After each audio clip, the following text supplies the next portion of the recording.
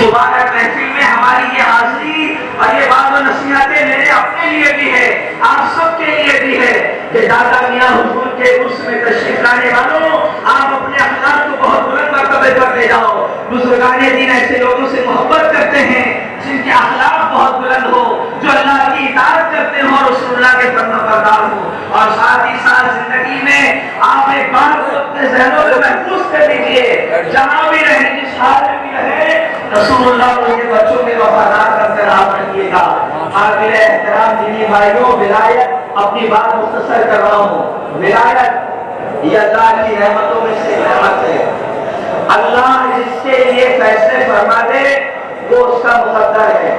ہم اور آپ یہ ڈیسائیڈ نہیں کریں گے کہ کون اللہ کا ولی ہوگا، کون اللہ کا ولی نہیں ہو سکتا۔ لوگ یہ سمجھتے ہیں کہ ولی ہونے کے لیے مدرسے میں پڑھنا ضروری ہے، سند حاصل کرنا ضروری ہے، جو عالم ہوگا وہی اللہ والا ہوگا۔ نہیں، سینکڑوں بزرگان دین اس امت میں، بلکہ سینکڑوں تو میں نے کم کہا، ہزاروں کی تعداد میں ایسے اللہ والے زمین پر بستے ہیں، گزرے ہیں کہ جنہوں نے کبھی زندگی میں مدرسے کی شکل نہیں دیکھی، کبھی ہاتھ میں انہوں نے بخاری نہیں اٹھائی، کبھی کسی عالم کے پاس بیٹھ کر علم نہیں سیکھا، مگر اللہ نے انہیں ایسا علم دیا، ایسی تربیت فرمائی کہ وقت کے بڑے بڑے غوث کتب و ابدال ان کی بارگاہ میں حاضری دیا کرتے تھے۔ زیادہ دور مت جائیے گا، حضرت حماد بن مسلم، نام ذہنوں میں محفوظ رکھیے گا۔ یہ کون ہے حضرت حماد بن مسلم؟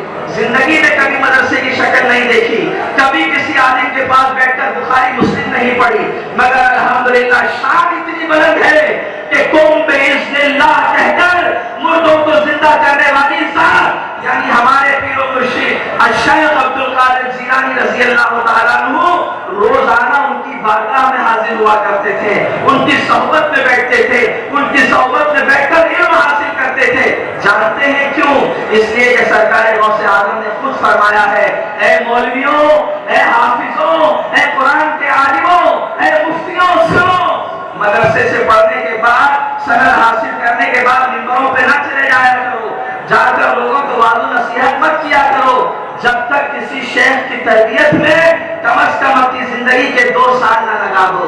غوث اعظم کی یہ نصیحتیں آج ایک ہر عالم کو، ہر ایک قاری اور حافظ کو یاد ہونی چاہیے کہ غوث اعظم نے فرمایا ہے کہ بغیر کسی شیخ کی تربیت کے صرف سند لے کر اگر ممبروں پر چڑھو گے، سرکار بغداد فرماتے ہیں کہ سوائے فتنہ اور فساد کے تم کچھ نہیں پھیلا سکتے۔ اگر تم چاہتے ہو کہ دین کی خدمت کرو تو غوث اعظم فرماتے ہیں کہ اللہ والوں کی جوتیاں سیدھی کرو، ان کی بارگاہوں میں بیٹھا کرو، اور عملی طور پر یہ کر کے دکھایا کہ اللہ نے وہ شان مجھے عطا کی ہے کہ قم باذن اللہ کہہ کے میں مردوں کو زندہ کر دیا کرتا ہوں، مگر روزانہ فجر کے بعد سبق پڑھنے سے پہلے حضرت حماد کی بارگاہ میں حاضر ہوا کرتے تھے اور علم سیکھا کرتے تھے۔ وہ کون سا علم ہے؟ وہ باطنی علم ہے، وہ تصوف کا علم ہے، وہ روحانی علم ہے جو غوث اعظم سیکھا کرتے تھے۔ کس سے؟ اس انسان سے جس نے کبھی زندگی میں مدرسے کی شکل نہیں دیکھی۔ پتا چلا ولایت ایک ایسی نعمت ہے، اللہ جس کے مقدر میں کرتے وہ اس کا حصہ بن جاتی ہے، اس کے لیے کسی عالم کا ہونا ضروری نہیں۔ زیادہ دور نہ جائیے، الحمدللہ جن کے عرص مبارک میں ہم اور آپ حاضر ہوئے ہیں، اس عظیم ذات کے دادا مرشد جن کا مزار پاک پیلی بھیت شریف کے اندر ہے، جو اللہ کے شیر بھی کہلاتے ہیں، محمد کے شیر بھی کہلاتے ہیں، ان کی زندگی دیکھیے، کسی عالم کے پاس جا کر پڑھے نہیں، لیکن ان کے زمانے کے بڑے بڑے محدث اور ان کے زمانے کے بڑے بڑے عالم ان کی بارگاہ میں آ کر علم حاصل کرتے تھے۔ یہ شان ہے ہمارے دادا میاں حضور کی کہ وقت کا محدث شیخ احمد سورتی رحمۃ اللہ علیہ کے عالم دین، جنہیں 1 نہیں 2 نہیں لاکھوں حدیثیں یاد تھی، مگر الحمدللہ ہمارے دادا مرشد کی بارگاہ میں حاضر ہو کر علم سیکھا کرتے تھے، اور انہوں نے پیغام پہنچا دیا کہ ہم عالم ہیں، محدث ہیں، سب کچھ ہیں، لیکن نامکمل اور ادھورے ہیں۔ مکمل اس وقت کہلائیں گے جب ہم کسی شیخ کی بارگاہ میں بیٹھ کر اسے علم حاصل کیا کریں گے۔ اللہ اکبر، بڑی شان کے مالک ہے حضرت شاہی محمد شیر میاں رحمۃ اللہ تعالیٰ علیہ۔ ایک خوشخبری سنا کر اپنی گفتگو کو ختم کروں۔ عزیزان محترم، شاہی محمد شیر میاں رحمۃ اللہ تعالیٰ علیہ فرمایا کرتے تھے، لوگوں ہمارے دادا پیر یعنی شاہی محمد میاں رحمۃ اللہ علیہ کے دادا پیر شاہ قطب الدین اشرف حسین حیدر میاں رحمۃ اللہ تعالیٰ نے وہ فرمایا کرتے تھے کہ ہمارے سلسلے میں داخل ہونے والا ہر انسان جنتی ہے، غیر جنتی ہمارے سلسلے میں داخل نہیں ہو سکتا، اور اگر وہ آ گیا اس کی قسمت میں جنت نہیں ہے تو وہ ضرور بھی ضرور اپنے پیر سے بزن ہو کر نکل جائے گا۔ تو گھبرانا نہیں، اس کو دیکھ کے افسردگی کا اظہار نہیں کرنا۔ کیوں؟ اس لیے کہ اس کی قسمت میں جنت نہیں تھی، اس لیے وہ ہمارے سلسلے کے مریدین میں داخل نہیں ہو سکا۔ عزیزان محترم، شاہ جی محمد شیر میاں رحمۃ اللہ علیہ کا یہ فرمان جو آپ اپنے دادا مرشد سے نقل کرتے ہیں، یہ خوشخبری ہے ہمارے لیے، آپ کے لیے، اور اس سلسلہ قادریہ مجددیہ میں شامل ہونے والے ہر فرد کے لیے خوشخبری ہے کہ الحمدللہ ہم خوش نصیب ہیں، الحمدللہ ہم خوش نصیب ہیں۔ نعرہ تکبیر، نعرہ رسالت، فیضان غوث اعظم، فیضان مجدد الفیضانی، فیضان شاہ جی، سبحان اللہ سبحان اللہ۔ شک نہ کرنا،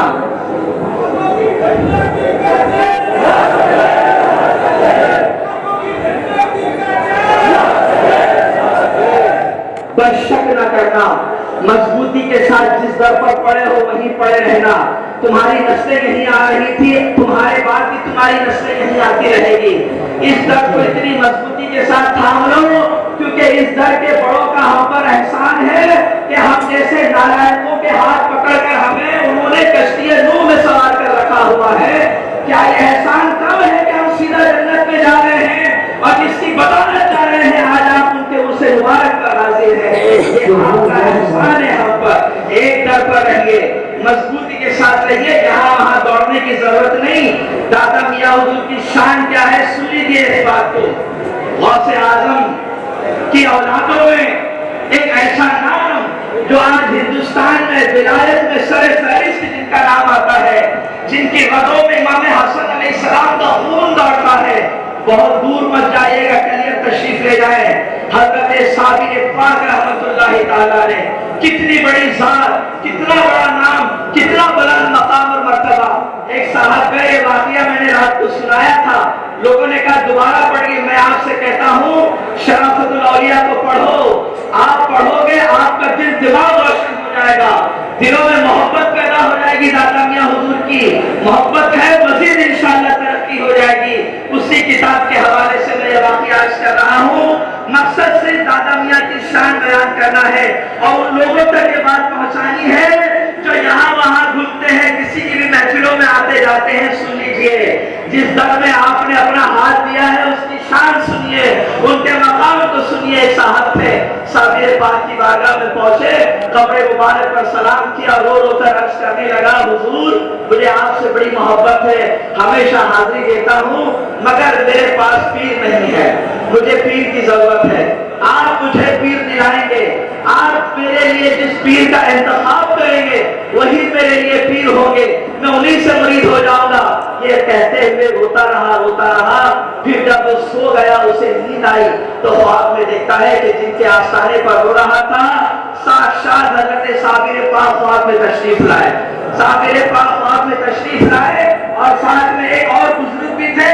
صابر پاک نے اس نوجوان سے کہا سن، آنکھیں کھول اور دیکھ لے اس بزرگ کو، جس کا مرید ہونا چاہتا ہے تیرا حصہ ان کے پاس ہے، شکل کو غور سے دیکھ، چہرے کو پہچان لے، یہ جہاں تجھے مل جائے ان کے ہاتھ میں ہاتھ دینا کہ یہی تیرے پیر ہیں۔ اللہ اکبر، شکل اس نے دیکھی، محفوظ کر لی، جب آنکھ کھلی پیر و مرشد کی تلاش میں خواب میں بتایا گیا کہ یہ بریلی میں ملیں گے۔ بریلی بہت بڑا شہر ہے، گاؤں ہے ساتھ اس زمانے میں۔ وہ آیا، گلی گلی گھومتا رہا، نگر نگر گھومتا رہا، مگر کسی کی شکل ان سے نہیں ملتی تھی جو خواب